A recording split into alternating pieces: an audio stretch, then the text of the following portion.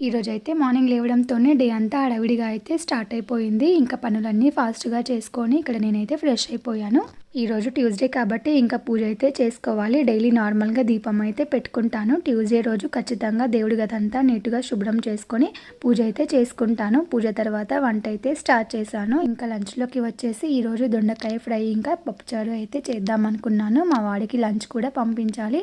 Morning breakfast చేసి వెళ్ళాడు. ఈరోజు లంచ్ బాక్స్ కూడా ఇవ్వలేదు. ఇంకా దొండకాయలు అయితే కట్ చేసి ఫ్రై అయితే చేసుకుంటున్నాను. ఇంకో పక్క పప్పుచారుకి అయితే తాలింపు పెట్టుకుంటున్నాను. ఇంకా పప్పు అయితే ఉడికిపోయింది. ఇంకా రైస్ అయితే ముందే కడిగి పెట్టేశాను. ఇంకా ఈ తాలింపు తర్వాత రైస్ అయితే పెట్టేయాలి కుక్కర్లో.